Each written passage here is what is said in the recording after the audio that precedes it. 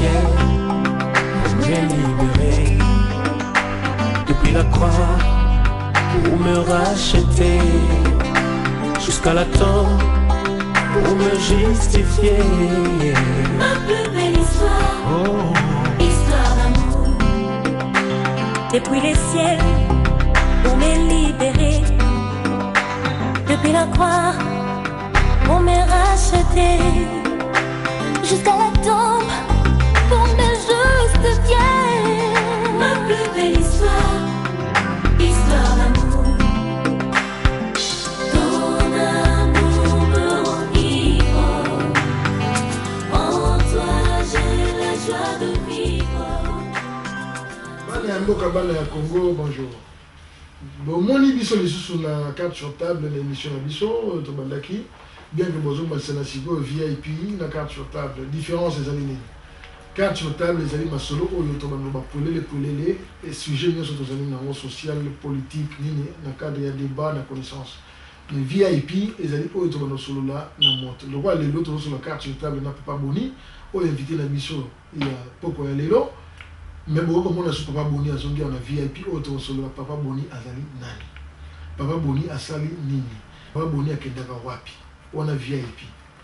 Ce qui ont des causes, on a posé VIP. Baye bayo, le lingo zali, ba œuvre na yo, ba souhait na yo, ba connaissance na yo, nandenga mabete, ou ye na biso, ou bengi pe ou songi mabana mboka, pour ba congolais a sali wapi, ou yo akoko pesa biso, boania. Alors, na lolenge nyonso quand tu table ya poko lelo toko solola na sujet ya IPPR donc IPPR oyo ezali organisation monene oyo invité na biso a limbo la biso c'est vrai une fois aussi to ya ki awa to solola ki na mesa na biso sur l'organisation to solola ki na comité na bango mais lelo ayeko bakisi la biso parce que c'est là qui promesse autre personne dit que Papa Boni n'est-ce pas pour zonga on a la vision davantage et surtout après séminaire au Pétro Solo.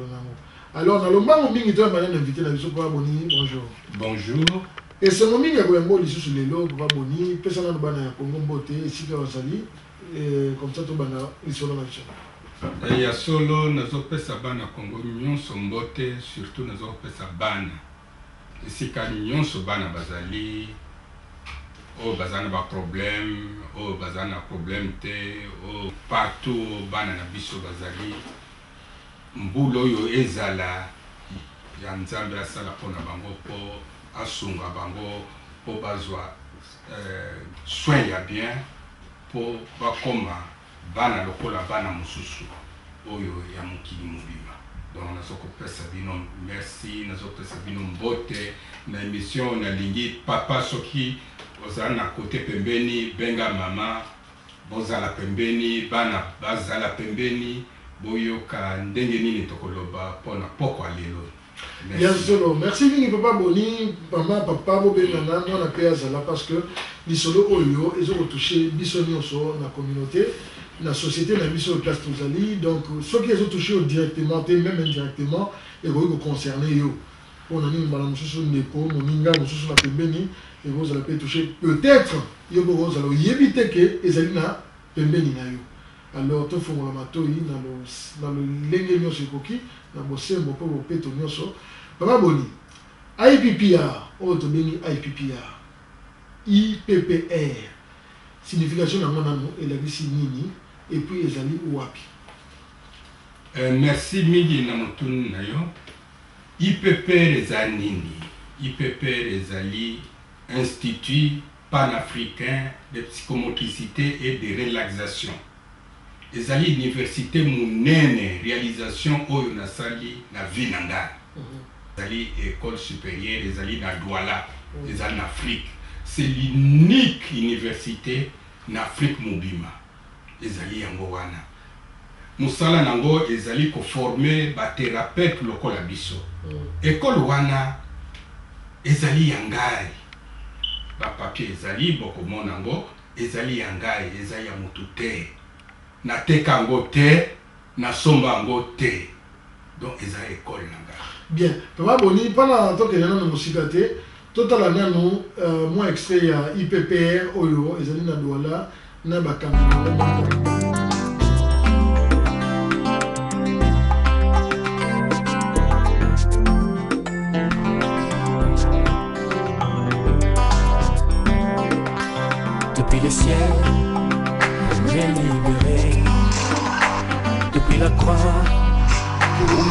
racheter jusqu'à la tombe pour me justifier. Ma plus belle histoire, histoire d'amour. Depuis les ciels, pour me libérer. Depuis la croix, pour me racheter. Jusqu'à la tombe, pour me justifier. Ma plus belle histoire, histoire d'amour.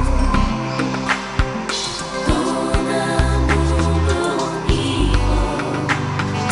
En toi j'ai la joie de vivre. Tous les jours je m'étais ton livre. Ma plus belle histoire, histoire d'amour. Ton amour me rend ivre. En toi j'ai la joie de vivre. Tous les jours je m'étais ton livre. Ma plus belle histoire, histoire d'amour. Du désert dans ma souffrance. La psychologie est une profession, est une technique qui traite les troubles d'origine psychologique, psycho-affective, qui ont une transcription, qui se voient, qui se lisent à travers le corps. Il s'agit de troubles de l'organisation de l'espace, par exemple la connaissance ou la méconnaissance de l'espace droit, de l'espace gauche, de l'avant, de l'arrière, du haut, du bas. Mais il peut s'agir également d'autres troubles du type troubles du tonus, troubles des coordinations motrices, des dissociations. Tous ces troubles vont avoir de grandes répercussions, vont poser de grandes difficultés, notamment à l'enfant, dans les apprentissages scolaires ou dans les apprentissages par exemple de l'écriture ou de la lecture. On comprendra très vite qu'un enfant ne peut pas apprendre à lire et à écrire s'il ne maîtrise pas, s'il ne connaît pas parfaitement l'espace droit et l'espace gauche. On écrit toujours dans notre civilisation dans le même sens, et si on ne maîtrise pas cet espace, on aura évidemment de très très grandes difficultés. La psychomotricité est en plein essor et son champ d'application s'étend de l'accompagnement de la femme enceinte, au bébé, à l'enfant, à l'adolescent, l'adulte et la personne âgée. Les lieux d'exercice sont également variés puisque le psychomotricien peut travailler en établissement spécialisé, qu'il soit public ou privé. Il bénéficie alors du travail en équipe pluridisciplinaire, de la sécurité du statut de salarié et se spécialise auprès d'une population. Il peut également travailler en libéral, ce qui lui offre une certaine liberté pour gérer ses consultations et lui permet d'accueillir une population diversifiée, que ce soit au niveau de l'âge ou de la pathologie. On pouvait utiliser aussi différentes thérapies, comme le soin par l'eau ou avec les animaux, comme le cheval ou le chien. On peut même utiliser la musique ou même le dessin, tout ça pour aider l'autre.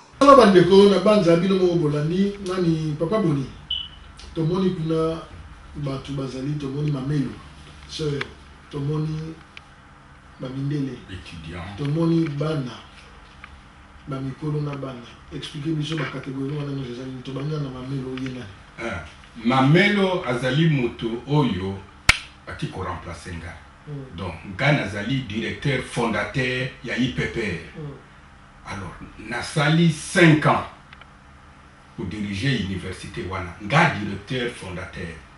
Donc ma mère azalaki collaboratrice nanga. Awa na côté ezali ngai. Oyo ba professeur, oyo ba pesa cours kuna, oyo ndeko na biso.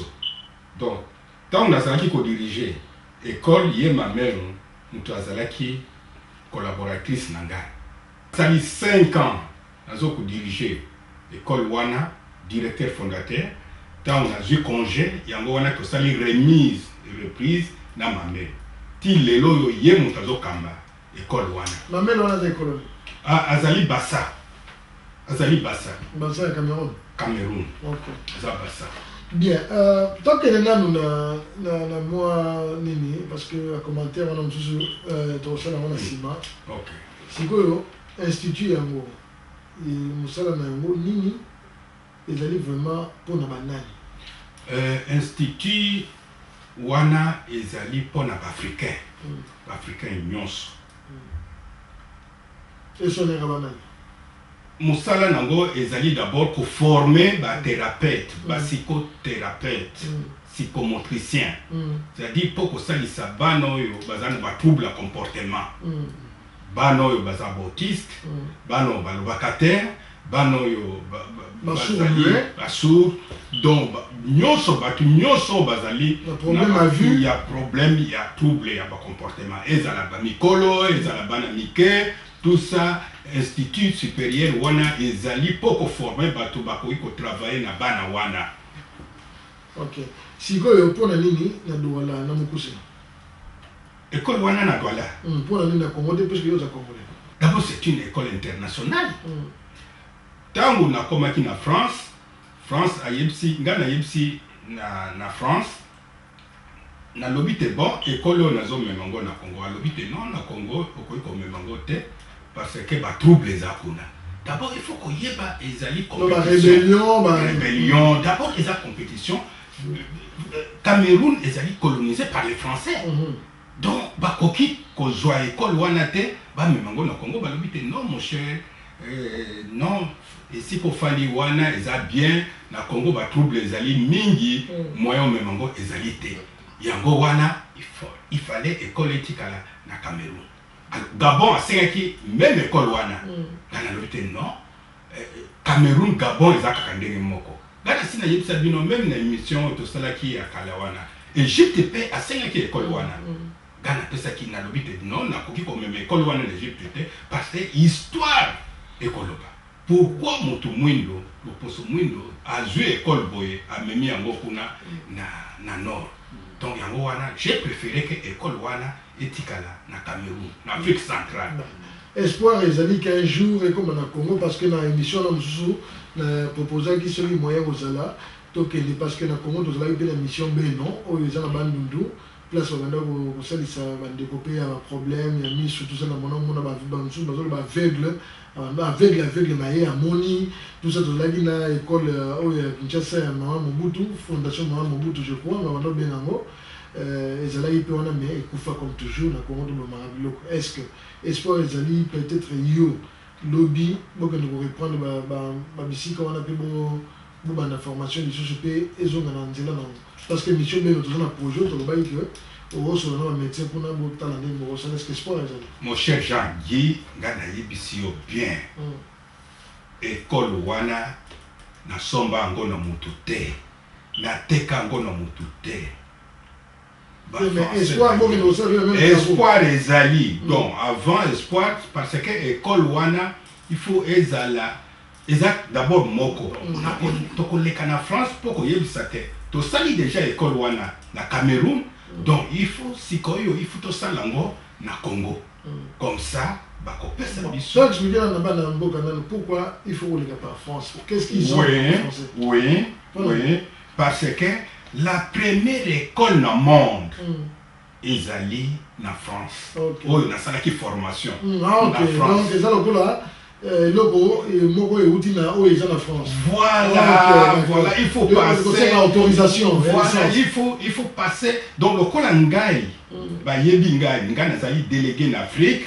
Donc il faut qu'on les kanangai et puis na ko yebisa na France mutakopesa biso autorisation c'est-à-dire bakoye bate na monde voilà donc bango bakoya ba spécialiste bakoya bako former bato donc kozala na liste sur le plan international na monde. OK sikoyo to solo na bana oloni bana mingi bana ya problème. Pourquoi bana ngo bazana problème pour na bana na ba ko bato to zonga ba parce que l'émission est là ba benaki ba sengi merci mingi mais to zonga la juste expliquer bango pour na nini mwana avec ko bota moi nzamba pesa ka mwana zala bien na mutu nyonso azala flambeau il y a lumière il y a joie et famille mais mwana il y a un problème. Est-ce que j'avais voulu ou pas voulu moi na yo manzo ko lo baté manzo ko yo baté et puis moi na comment agiter manzo ko bundisa mon boti. Est-ce que j'allais un comportement normaux ou bien l'agitation des amis d'une et l'autre? Souci apparent nyonso il faut moi na loba. Mutu nyonso souci faut moi na loba. Alors nazo koyebisa na poko lelo ba parent boye. Bato nyonso boye. mutu nyonso oyo ayokaka faut aloba faut bolanda ngo bien mutu nyonso oyo ayokaka faut aloba expliquer la bana mboka ke baner oyo ezalaka na zolo matoi na monoko ikanga mesika moko yango wana nyonso ekendaka nzela moko ouais yango wana tozokende malemi malemi alors mutu oyo ayokaka te akoki koloba te mais akoki koloba pe zoka donc il faut koyeba bien te koloba maloba bana mingi bazokoloba te possibilité eza mibale o mwana wana ayokaka te azali sourd o mwana wana azokoloba te aza na trouble ya comportement azoyoka mais azokoloba te donc aza na trouble ya comportement donc ezali possibilité mibale donc soki mwana na yo azokoyoka te puis matoi na ye ezali ya kokanga c'est-à-dire azali sourd koloba te te mwana na nga aza sourd miwe te sourd miwe ezalaka te sourd miwe mutu azalaka sourd miwe te mutu akoki kozalaka sourd c'est-à-dire soki ozali sourd déjà ozali déjà olobaka te. Ah bon? Oui. Et bon on parle de mise de l'obéissance. Sourd miwe te okoki koloba école ezali école ya sourd miwe c'est-à-dire na kati école wana na centre na ba sourd bazali na ba miwe bazali mais na moto jamais okoki koloba te. On combine les deux. Les deux terres. Ok. On va dire qu'on apprend de l'élo. Donc merci pour la bonne information. Non, c'est comme ça. Moto il faut azala ou bien azali sourd. Mais ou azali miwe mais akoki koloba te te aza sourd miwe te balobaka ngo te ezali sourd c'est-à-dire ayokaka te akoki koloba pe te donc voilà tout alors soki moto azokoyoka te ou bien azokoloba te donc problème ezali ezokotourne na naissance makambo nyonso ezokoleka na naissance c'est-à-dire soki ntango mwana azokobotama baraison bakoze ezali ebele lelo tokoloba ngo te parce que aussi toloba ngo alors ntango mosusu oxygène ekoti te na bongo na ye na cerveau na ye mwana wana komemela yo baproblème mwana wana koki kokoma sourd oxygène ezali eloko monene c'est-à-dire soki omoni mwana leli pan ntango abotami aleli donc oxygène ekoti na bongo donc mwana wana akozala bien mais soki aleli te mwana wana komemela bino baproblème raison pour laquelle nous alobaka wana mwana bina bazobeti bambata alors wana soki babeti omoni docteur ameki kobeta mwa mbata yeba te mwana wana ntango mosusu akozala mayele te na classe ntango mosusu donc akomemela yo baproblème il faut koyeba yango donc voilà bana mingi bazokoloba te mpo na nini bana oyo bazali basourd ou bien bazali autiste bazokoloba te mpo na nini parce que baleki te na étape oyo tobengaka étape moko na biso tobengaka lalation étape wana ezali vraiment important donc lalation ezali période oyo mwana il faut asala la ta omoni mwana moke donc soki mwana asali yango te mwana wana koloba te ezali étape ya monene na vie ya moto donc il faut mwana soki oza na mwana bébé il faut otala ye na étape wana soki mwana wana asali étape wana aleki na étape wana te mwana na yo wana aza na baproblème donc c'est là où tu dois voir vite comment on va spécialiste. Comment on va spécialiste. Donc déjà à 2 ans et demi, il faut kende. 2 ans, il faut non, moi nanga a un problème, il faut comment on va spécialiste. C'est-à-dire la rééducation doit commencer très tôt. Il faut ébanda. Poser la tête, mais tout le monde c'est la moi on a 4 ans, à 5 ans. Donc comment on a problème les alliés à comportement moi na nanga koloba. Au moi nanga kosala boy. Et azotala PTV soki ebani mais azomeka mais déjà moi naza na baproblème il faut qu'on mene directement comme on a spécialiste alors ntango baspécialiste bakozwa mwana wana bon baspécialiste bazali na bacadre mingi spécialité eza mingi orthophoniste psychothérapeute donc bazanana donc okomema ye epai ya nani d'abord bakende osala ye radio donc audiométrie, c'est-à-dire est-ce que moi je yoka ou bien je yoka te. Donc ce qui est yoka te, automatiquement azana va trouble comportement donc moi je suis autiste. Donc azali autiste ou azali une infirmité motrice cérébrale. Omoni. Donc, ce qui a ce koyoka te ata eloko moko te, donc azali so. Donc alors sikoyo spécialiste ya koyeba ndenge nini ya koencadrer mwana wana. Ndenge nini ya kopesa ye ba soin. Donc tant bana kopesa ba soin, ce qui orthophoniste, ce qui na kobanda na rééducation d'abord kosala ndenge nini ko stimuler côté na ya moto. C'est-à-dire ko bouger kosala mouvement ya langue, ya lolemo. Donc il faut tourner l'olembo na ye pour koyeba de gauche à droite, de haut en bas. Donc mouvement wana nyonso ko stimuler côté wana pour koyeba ndenge nini mwana wana tokoki kokende na phase sikoyo ya lalation. Donc voilà oyo titango tokokende ezali étape na étape. Soki tokomi na étape ya lalation tokokoma sikoyo na étape ya nini ya ba phonème. Phonème wana donc tokobenga ngo lokola ba voyelle na placer a o i u. Omoni soki tokomi wana tokoti na ba syllabe, soki tokoti na syllabe tokoti na mot, tokoti na mot tokomi na ba phrase. Omoni alors sikoyo après il faut kotala sikoyo est-ce que azana voix ndenge nini? Est-ce que azana voix agréable? Est-ce que azana voix agressive? Est-ce que azana voix nini? Alors sikoyo il faut ko préparer lisusu voix wana. Omoni soki azana voix egi koluka moyen azwa comme na voix agréable. Ou bien azana voix nasale. Omoni bana musu. Donc azokoloba oli aloba na nani azokoloba nazo. Donc voilà, il faut croire. Donc voilà. Alors attention na baparents. Baparents nini bakanisaka te mwana soki azokoloba te azana frein de la langue. Non, frein de la langue tolobaka singa na lolemo. Non. Soki mwana azali na frein de la langue akoloba. Mais au prononcer te ba mot mususu ya bien te akoloba. Par exemple lait, du lait akoloba ye. Maman donne-moi du ye. Mais akoloba te lait parce que le lait on a ye koki komata te. Omoni. Donc voilà. C'est ça.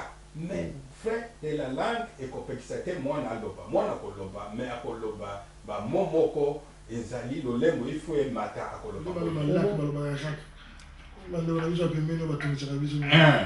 de problème de psychomotricité ou bien ça naturel? Problème ezali ya ba zone. Omoni. Tango ba binde ozoyeba soki ozana Cameroun. Okoyoka ndenge bazokoloba français na bango. Na biso différence. Donc makambo nyonso ekendaka na ton ya mboka. Omoni. Na ton ya région wana. Na ndenge nini bayaki kokolonize bino. Na ndenge nini na nani wana. Donc komona te batu mususu ndenge bazokoloba ekesani. Donc wana bazana na problème te nani. Bon, sikoyo tozwi ba biloko wana nyonso parce que ezaka récapitulation pour koyebisa bana mboka ke oyo bazalaki émission liboso nani babone pouvoir yango na ba DVD ezali wana na banda tozali lisusu na archive nango tokotia na disposition ya bana mboka. Et puis c'est une façon de soutenir un peu l'action où il y a besoin d'avoir recommandé comme ça, foutez-moi quelque chose aïba autre solo la gamba n'est-ce pas? Ouais. Ok. Tout ça juste parenthèse na au bossala séminaire tu reparler na séminaire tantôt où pas ni ko joindre tu tiens la disponibilité et à disposition pardon ya bana mboka où il veut aider bango vraiment yo na mboka si ko zali so na besoin na mo bien shot pour boni shot biso na yo ko mo voice na ba numéro yo. Comme ça, on joue un mot. Mais si quoi, il y a un problème. Il faut que vous sachiez quelles sont les méthodes Oyo et vous savez que moi n'abo. Là, nous avons tout ça. Nous avons ça là, nous avons concurrent. On a ce qu'on peut attendre. Ils sont en Afrique, ils sont en monde. Nous avons le Bakango bien clairement. Dans l'obité, dans mon kilo oyo tozali nango na kai autisme na kai ya bano balobaka te na ka bano oyo bazali agité tout ça concurrence te na benki na tamboli na mokili naza na concurrence mwana soki aza na problème il faut abonga il faut spécialiste alakisa te réellement ayebi mosala na ye omoni Donc, okosala na ndenge nyonso parce que okoki kozongisa parent résultat ya négatif te mwana oyo te nakoki te akosala bakobonga te jamais mutu nyonso ezali kisi te soki vraiment soki bazokosala rééducation soki okutani na spécialiste ya bien mwana na yo il faut abonga baméthode ezali ebele yango lokola nayebisaki yo méthode ya rééducation ya parole nayebisi yo lokola méthode mosusu ezali méthode ya nini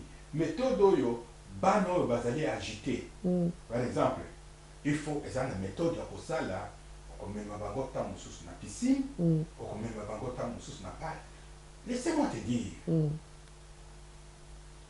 je suis très fâché okomona baparent mosusu bazomema bana na parc mais ayebi te eloko nini azokende osala na parc parce que azomona basi nyonso bazokende na parc na bana ye mpe azokomema bana na parc omoni afandi atiki bana mwana azokima mbao butaki parc tozongi ce n'est pas ça na parc soki okomi na parc okomona bati biloko nyonso c'est-à-dire ezali bathérapie ezali oui donc il faut oyeba eloko nini ozokende osala na parc na bana kopesa bango selon besoin na bango ezali ntango ozokoma na parc oyebi te mwana na nga alingaka boye donc mwana na nga il ne parvient pas komata na baescalier donc yo koluka esika mwana koyi komata na bajeune na bango donc biloko nyonso ezali te kaka omema mwana otiki ye moko azokose débrouiller non il faut parent ozokoyeba yo mama ozokoyeba mpona nini ozokomema mwana na yo na parc problème nini aza nango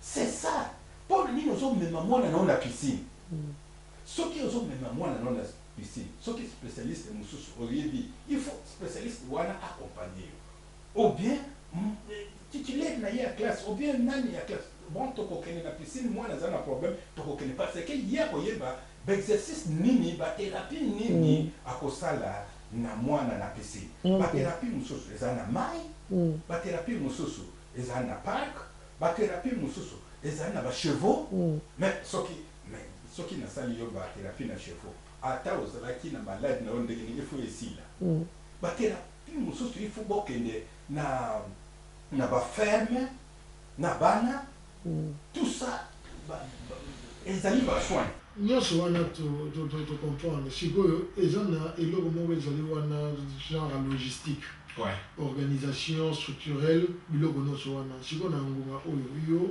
ekole etikala na Douala na Cameroun formation mosusu ezali na nini na France mais awa est-ce que depuis tosololaki la dernière fois ti sikoyo na côté organisation structurelle bopusani boavancer bozali sikoyo basé quelque part bozali na basession bosalaka nani bana baza koya bozali na local moko ezopermettre biloko wana nyonso logistique est-ce que ezopermettre pesa biso nano mwa organisation na bino soki ndenge nini merci papa Jean Guy biso sikoyo awa na Londres tozali na service center na Tottenham alors bureau eza wana ok branche na biso mosusu eza na Luton bokomona banimero tout ça alors eza na Luton branche na biso mosusu eza na Luton nakendaka na Luton kuna chaque samedi eza misala kuna alors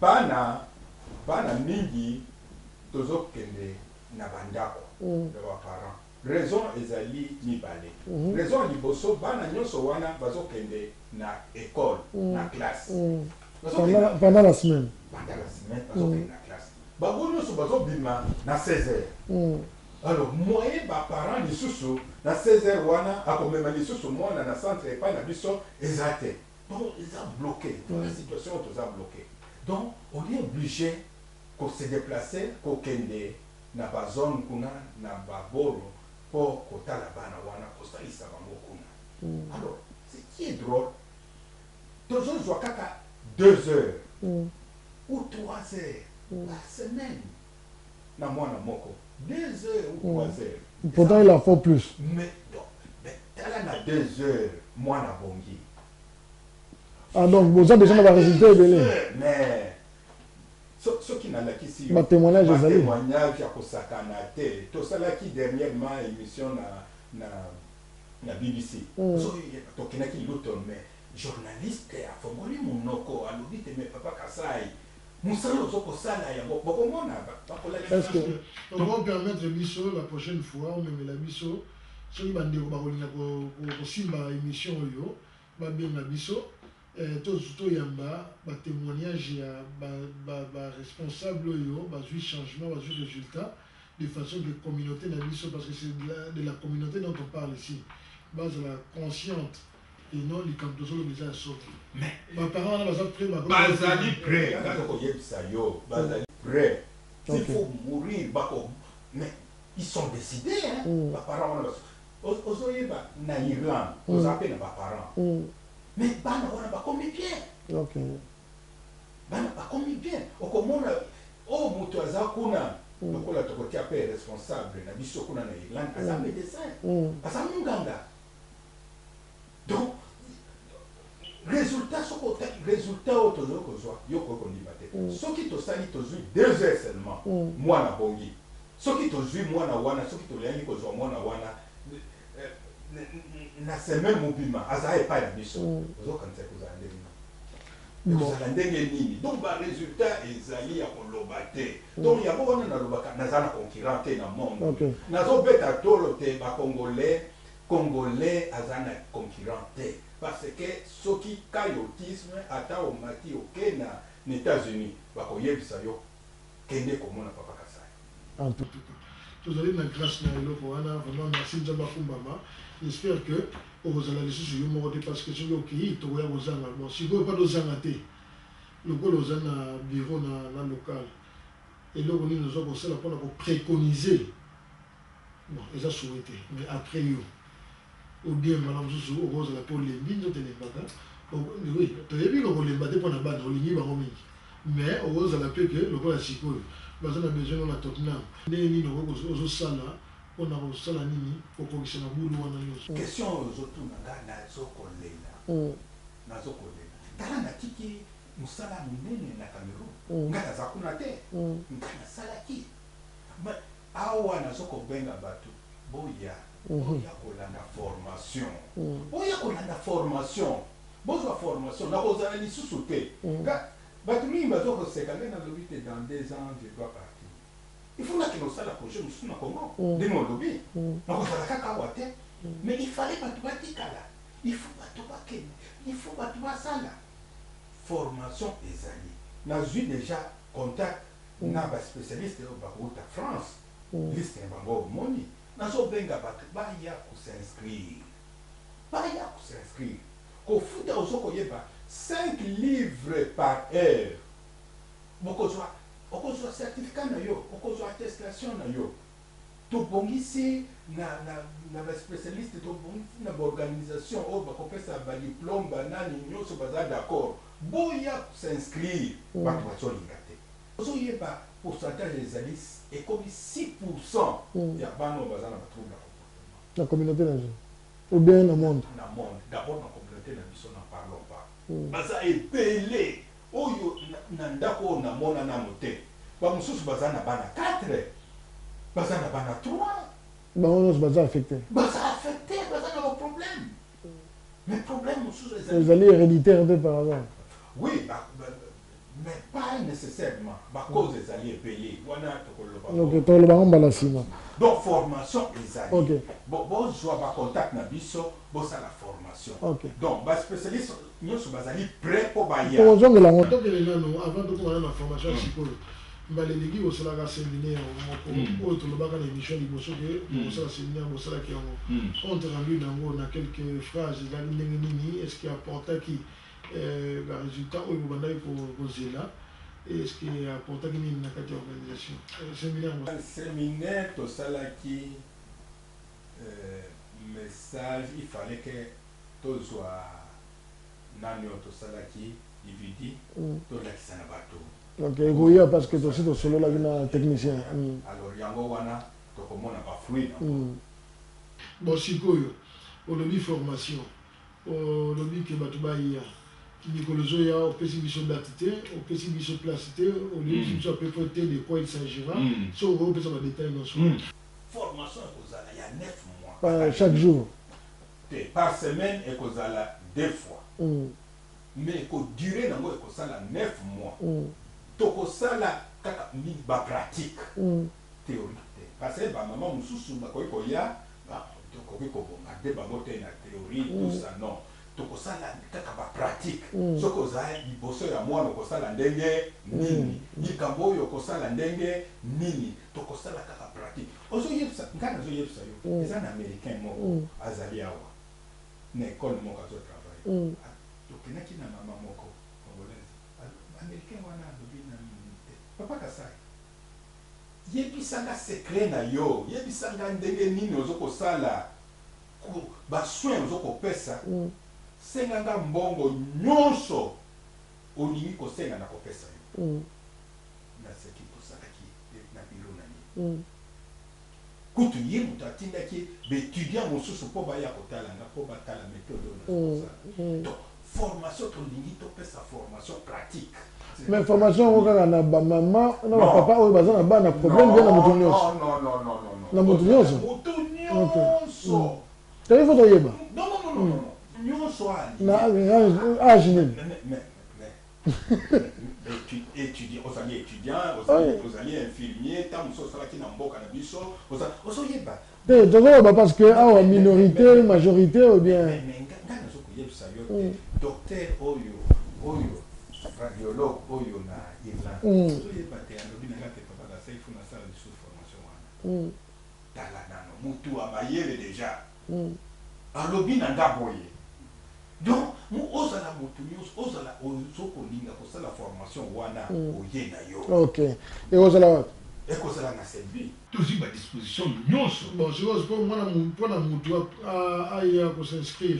Qu'est-ce qu'il doit ou elle doit faire? Alors, ton lobby na semaine, c'est-à-dire formation école deux fois par semaine, 2 heures par séance, par jour. 2 heures. Donc 4 heures par semaine. 4 heures par semaine. Voilà. Au moins, alors, na une heure, aux autres 5 livres. 5 livres. Donc on a 4 heures 20 livres par semaine. Donc, au moins, alors, par mois, comme on a 20 fois 4, 80. 80 par mois. Donc il faut foutre 80 livres par mois. Avance. Parce que avant que on soit la formation, parce que limite moto à négliger formation wana. Mais si après formation peut s'amener 9 mois après et le on est au certificat, pas certificat. Bien. Certificat oyo kosala na mboko oyo. Certificat. Il y a l'État. Il y a bisoté.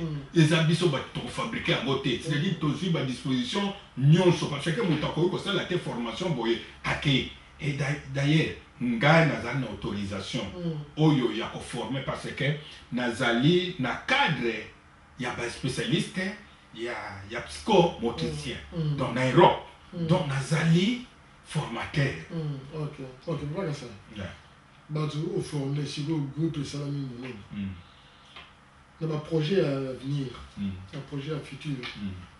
Est-ce que moi j'ai été évolué là dans la communauté et si quand moko ya monene dans le centre moko non seulement la formation mais puis la rééducation puis il y a nyonso traitement pour la communauté na biso par exemple que non na Tottenham na place telle za la wa puis na liste na nini pour na mwana en tout cas prise na la vie.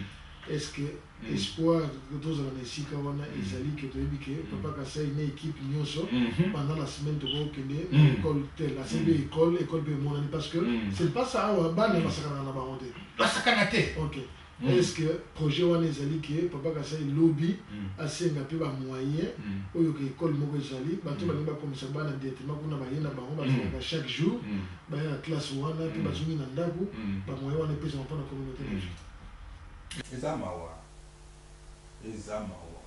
Ana lobaki apengaki certaines mamans na lote tokutana to sala démarche wana. D'abord démarche ya koluka esika. Ata kofuta moto kofuta. Ki esika.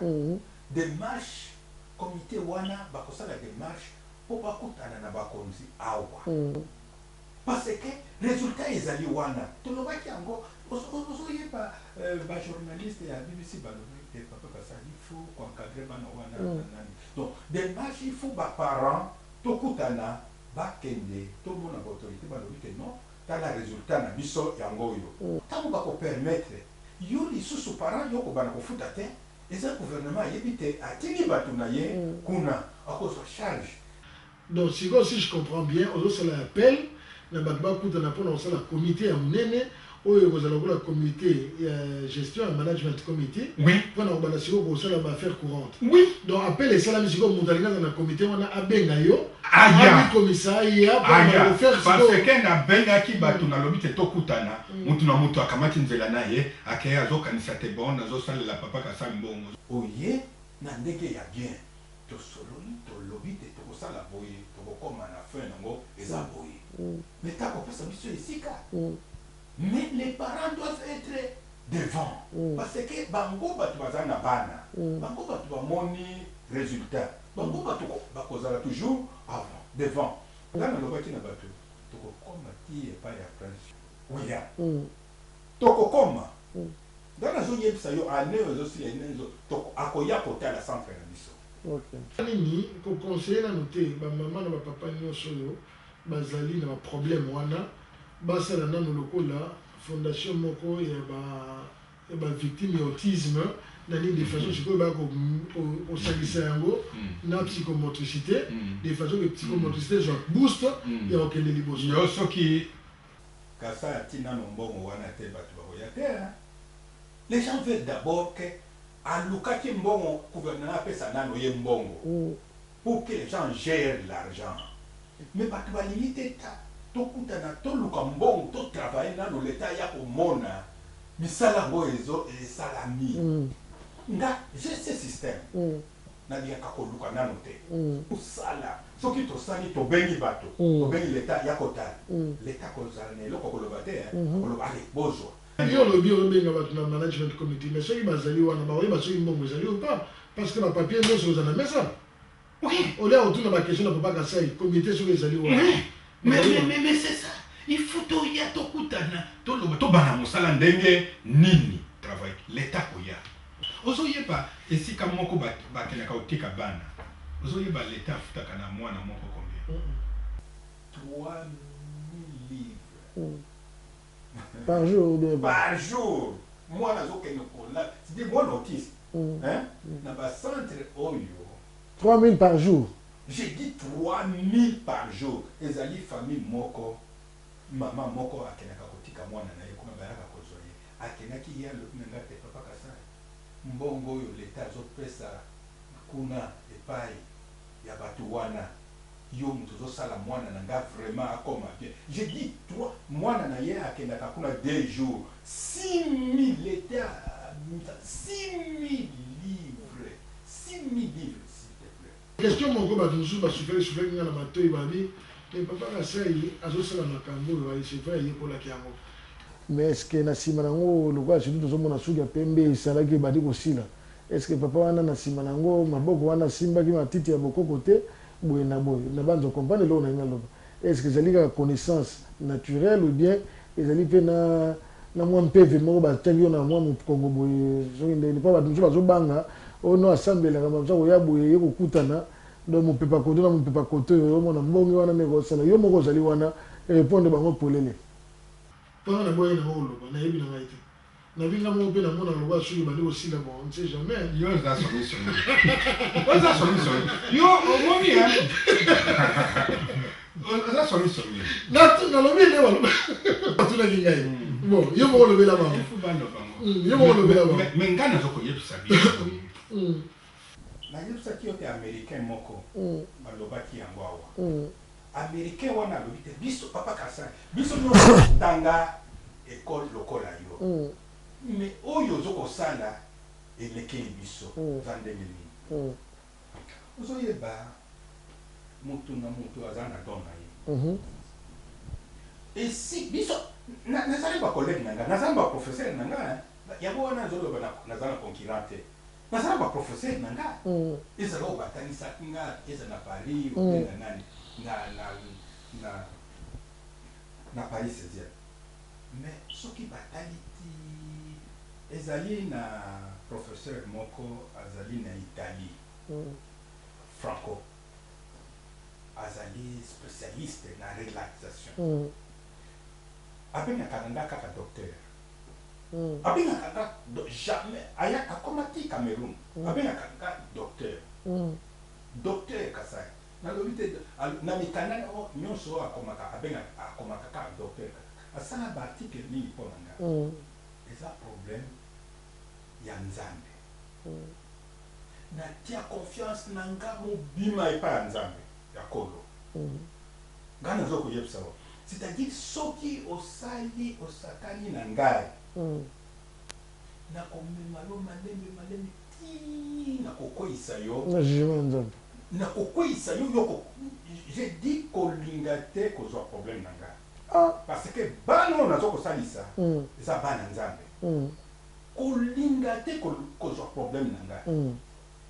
C'est-à-dire problème. C'est-à-dire ndenge na tosalisa bano. Nzambe aza kolo azali bananga. Témoignage ezali bato mingi bapesanga Nzambe d'abord apesanga don wana ya musala wana et mes parents ont dit ça. Ba parents nanga bayebisaki nga balobi te yo misala ozokosala okoyamba monde mobima na ndako na yo. Vous avez prophétie. Prophétie. Ok. Monde mobile. D'accord. Ba pasteur, nous sommes un pasteur américain. Alors qui n'a pas na jour il y a événement il y a le 11 septembre na Paris. Un américain to koti boiti ba to so ba bima lobi na élément. Alors qui te musala ozoko sala. Monde mobile ba ko yepa. OK. Donc ils ont ma prophétie mais Nzambe atia loboko na mutula.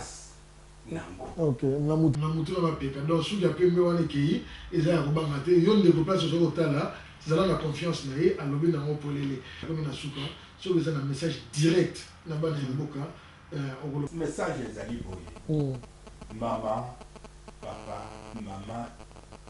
papa il faut asunga famille bana maman quel que soit ba problème boza nango bana kobosa na bana na yo te. Linga bana na yo sunga bana na yo mama kobosa na pe mobali na yo te sunga mobali na yo parce que intérêt il faut botala intérêt ya bana botala intérêt na bino te botala intérêt ya bana donc parents nyonso bato balingi po balanda misala tozoko sala boya epana biso po contacter biso tokozala vous ne serez jamais déçus. Merci Nini, vous ne serez jamais déçus.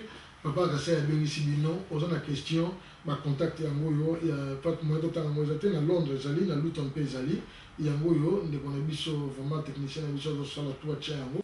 Tozana makambo ebele ya koloba na cadre ya bana na biso o surtout bazana problème.